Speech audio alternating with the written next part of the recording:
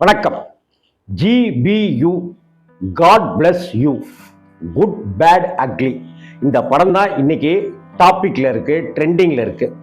அஜித் சாரை ரொம்ப நாளாச்சியா இப்படி பார்த்து, சிரிச்ச முகத்தோட பார்த்து அப்படின்னு சொல்ற ரசிகர்கள், ஆடியன்ஸ் கொண்டாடிட்டு இருக்கிறாங்க இந்த படத்தை. ஆதிக் ரவிச்சந்திரன் மார்காண்டனி அப்படிங்கிற ஒரு படத்தையே மிகப்பெரிய அளவுக்கு கலகலப்பான ஒரு படமா, எல்லோரும் பார்க்கக்கூடிய ஒரு படமா கொடுத்தார். இப்ப அவர் அஜித் சாருடைய பயங்கரமான ஃபேன், வெறிகுண்ட ஃபேன் அப்படிங்கிறதும் இப்ப நமக்கு தெரிய வந்திருக்கு. இந்த படத்தை ரசிச்சு மனுஷன் எடுத்திருக்கிறாரு அப்படின்றதான் சொல்லணும். படத்தோட கதை அப்படிங்கிறது என்ன அப்படிங்கிறத பார்க்கறதுக்கு முன்னாடி, இந்த படம் முதல் நாளில் மட்டுமே கிட்டத்தட்ட 40 கோடி ரூபாயை கலெக்ஷன் செய்திருக்கு அப்படிங்கிறது இதுவரை அஜித்தினுடைய கரியர்ல இப்படி ஒரு கலெக்ஷன் இல்லை அப்படிங்கிறதும், இரண்டாவது நாள் ஆகி சனிக்கிழமை மூன்றாவது நாளை நோக்கி நெருங்கிட்டு இருக்கிற, மூன்றாவது நாள் நிறைவடையக்கூடிய இந்த தருணத்துல கிட்டத்தட்ட 70-75 கோடியை நெருங்கிடும் அப்படின்னு சொல்லப்படுது. ஆக 100 கோடி ரூபாயை அசால்ட்டா தாண்டுகிற படம் தான் இது. வசூலுக்கும் படத்தினுடைய தன்மைக்கும் சம்பந்தமே இல்லை அப்படிங்கிறத நான் அடிக்கடி சொல்லிட்டே வர விஷயம் தானாலும் கூட, இன்னைக்கு வசூலையும் ஒரு ட்ரெண்டாக பார்க்கக்கூடிய ஒரு உலகத்துல தான் நாம வாழ்ந்துட்டு இருக்கிறோம். காட் பிளஸ் யூ அப்படிங்கிற ஒரு படம் அப்படின்னு பார்த்தாக்க, ஒரு அப்பா பையன் சென்டிமெண்ட் தான். ஒரு விசுவாசம் எப்படி ஒரு அப்பா பொண்ணு சென்டிமெண்ட்டோ, அதே போல எப்படி இதுக்கு முன்னாடி வந்த விடாமுயற்சி அப்பா கணவன் மனைவி அப்படிங்கிற ஒரு விஷயம் இருந்ததோ, இந்த படத்துல இப்படி அப்பா பையன் அப்படிங்கிற ஒரு விஷயம். ஒரு மிகப்பெரிய கேங்ஸ்டர் தன்னுடைய பையனுக்காக எல்லாத்தையுமே இழந்துட்டு சரண்டர் ஆகி ஜெயிலுக்கு போறாரு. கிட்டத்தட்ட 18வது பிறந்த நாளப்ப அவர் ஜெயிலிருந்து வரக்கூடிய அந்த தருணத்துல பையனுக்கு ஒரு பிரச்சனை ஒண்ணு. அந்த பையனுக்கு பிரச்சனை நடக்கும்போது, பையன் நல்லா இருக்கணும், பையனுக்காக எல்லாத்தையும் தூக்கி கடாசுறேன்னு எதெல்லாம் அவர் தூக்கி கடாசுறாரோ அதையெல்லாம் திரும்ப எடுத்துக்கிட்டு ஒரு ரிவெஞ்ச் எடுத்து பையனை காப்பாத்துறாரு அப்படிங்கிறதான் ஒரு ஒன்லைன், இந்த படத்தோட ஒன்லைன். ஆனா இதை படமாக்கப்பட்ட விதம் அப்படின்னு பார்க்கும்போது தான் அஜித்தை எவ்வளவுக்கு எவ்வளவு ரசிச்சு காமிக்கணுமோ அந்த அளவுக்கு ஆடியன்ஸை அந்த அவருடைய பல்ஸை, ஆடியன்ஸோட பல்ஸை புரிந்து கொண்டு ஆதிக் ரவிச்சந்திரன் பண்ணியிருக்காரு. இன்னும் ஒரு ஃபேன் பாய் மூமெண்ட்டாவே விக்ரம்ல கமலஹாசனை எப்படி லோகேஷ் பயன்படுத்தினாரோ அது மாதிரி தான் இப்படி இதுலையும் பயன்படுத்தியிருக்காரு அஜித் குமாரை. அது படத்துக்கு கதாநாயகன் பேரையே ஏகே அப்படின்னு வச்சதா இருக்கட்டும், படத்துல நிறைய டீட்டெயிலிங் அப்படி இப்படின்னு பில்லா படத்துல இருந்து, அட்டகாசம் படத்துல இருந்து, அமர்கலம் படத்துல இருந்து, தீனா படத்துல இருந்து, வரலாறுக்கே வரலாறா அப்படின்னு சொல்லி வரலாறு திரைப்படத்துல இருந்து காமிச்சிட்டு வர்றது எல்லாமே ஒரு ஃபேன் பாய் மூமெண்ட்டா ஆடியன்ஸும் இங்க ரசிச்சு, அட ஆமா இல்ல அப்படின்னு. வாலி படம் பார்த்திருக்கியா நீ, அப்ப நீ பிறந்திருக்கவே மாட்டேன்னு சொல்ற டயலாகா இருக்கட்டும், எல்லாமே ஒரு ரசிக்கத்தக்க வகையில இருக்கு. மற்றபடி இந்த படத்துல கதை அப்படிங்கிற ஒரு விஷயத்தையோ, ஸ்கிரிப்ட் அப்படிங்கிற ஒரு விஷயத்தையோ நாம பெருசா எடுத்துக்கணும், அழட்டிக்கணும் அப்படிங்கிற அவசியமே இல்லை. அதெல்லாம் நீங்க மைண்ட்ல கழட்டி வச்சுட்டு வாங்க. எப்படி வண்டியில 2 வீலர்ல நீங்க படத்துக்கு போயிருந்தீங்கன்னாக்கா ஹெல்மெட்டை கழட்டி வைப்பீங்களோ, அது மாதிரி உங்களுடைய பிரெயினையும் அப்படி கழட்டி பத்திரமா வச்சுட்டு படத்துக்கு போயிட்டு வந்துட்டு திரும்ப பொருத்திக்கிறது நல்லது. ஏன்னா எந்த விதமான லாஜிக்குகளுக்குள்ளாரையும் போகாம முழுக்க ஆடியன்ஸு கைத்தட்டுவாங்க, ஆடியன்ஸு சந்தோஷமாவாங்கிறத அசைக்க முடியாத நம்பிக்கையோடைய ஆதிக்கு இந்த படத்தை அட்டகாசம் பண்ணி கொடுத்துருக்கிறாரு அப்படிங்கிறத பாராட்டுக்கிறோம். அதில் எந்த விதமான மாற்று கருத்துமே கிடையாது. இந்த படத்துல அர்ஜுன் தாஸ், அந்த அர்ஜுன் தாஸ் வரக்கூடிய அந்த 2 விதமான போர்ஷன் கேரக்டருமே மிகச்சிறப்பா அர்ஜுன் தாஸ் பண்ணியிருக்கிறாரு. இன்னும் சொல்ல போனா அர்ஜுன் தாஸுடைய கரியர்லயே இந்த படம் மிக மிக முக்கியமான ஒரு படம் அப்படிங்கிறதுலையும் மாற்றமே இல்லை. நீண்ட இடைவெளிக்கு பிறகு சிம்ரன் இந்த படத்துக்குள்ளார வந்திருக்கிறதும், சிம்ரன் அஜித் வாலி அப்படிங்கிற அந்த கண்டினியூட்டியாகவும் சில காட்சிகள், சில வசனங்கள் அப்படிங்கிறதையும் பார்க்க முடியுது.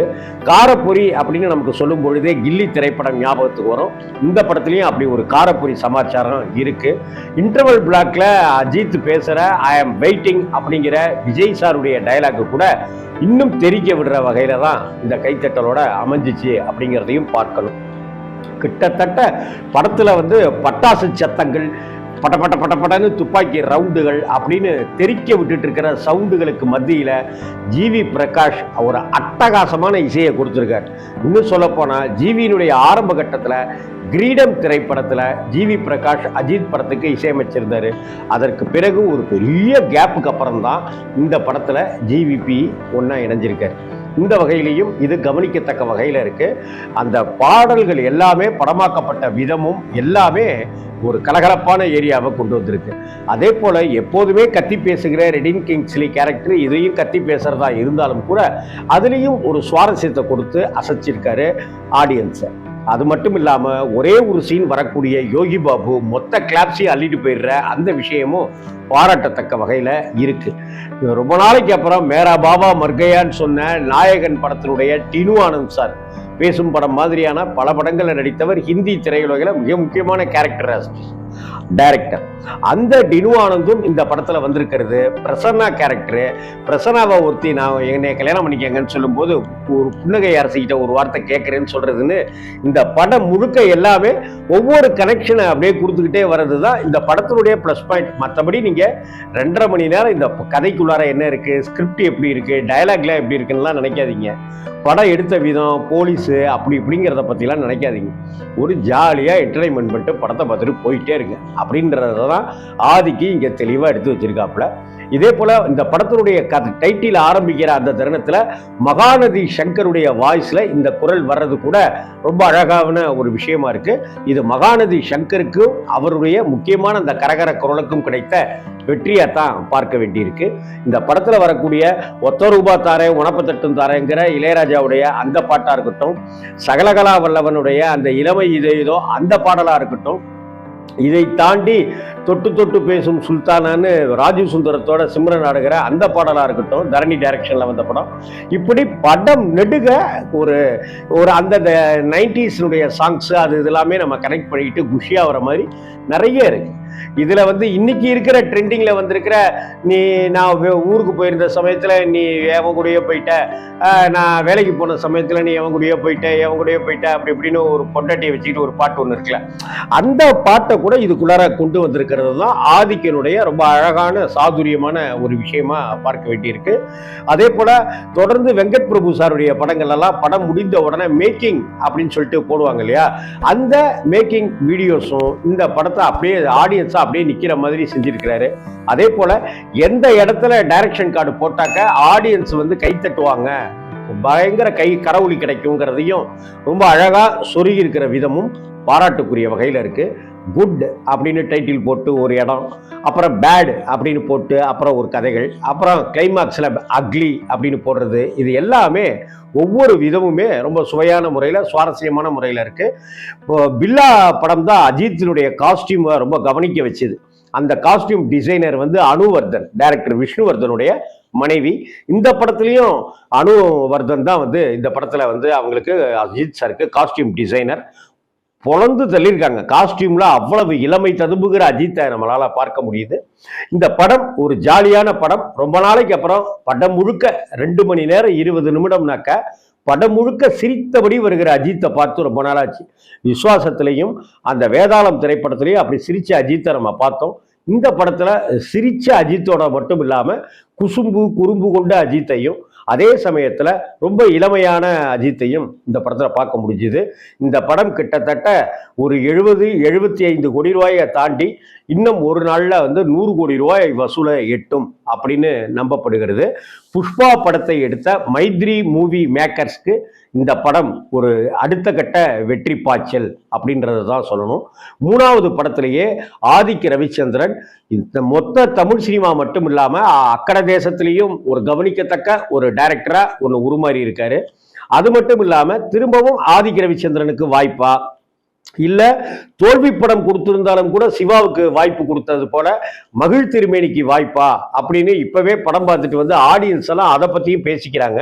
இந்த சமயத்துல மே முதல் வாரத்துல அஜித் தனுஷ் வந்து ஒரு கதை ரெடி பண்ணி வச்சிருக்க சார், நீங்க வந்து கேட்டீங்கன்னா நல்லா இருக்கும்னு சொல்ல, அந்த கதையை கேட்கிற முடிவுலையும் அவர் இருக்கிறாரு.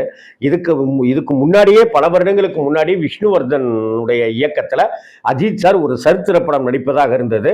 அப்ப பாலகுமாரன் சார் உயிரோட இருந்தார், எழுத்து சித்தர் பாலகுமாரன் சார். அவர் உடையார் அப்படிங்கிற நாவலை, ராஜராஜ சோழன் பத்திர நாவலை எழுதியிருந்தாரு. அந்த ராஜராஜ சோழன் நாவலுடைய டீட்டெயிலாம் வச்சுக்கிட்டு ஒரு படம் பண்ணணும்ட்டு விஷ்ணுவர்தனுக்கு ஆசை இருந்தது. பாலகுமாரன் சார் அதற்காக நிறைய டிப்ஸ் எல்லாம் கொடுத்து நிறைய அதுக்காக ஸ்கிரிப்டுக்கெல்லாம் ஹெல்ப் பண்ணியிருந்தாரு. ஸோ விஷ்ணுவர்தன் டைரக்ஷனில் அஜித் வருகிற படமும் ஒன்று இருக்குது அப்படின்ற மாதிரியும் பேச்சு அடிபட்டு இருக்கு.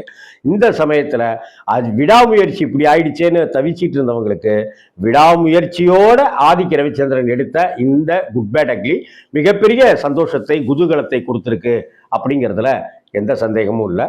பார்ப்போம் தொடர்ந்து எவ்வளவு வெற்றியை வசூலை அடையுது அப்படிங்கிற விஷயத்தை. வணக்கம்.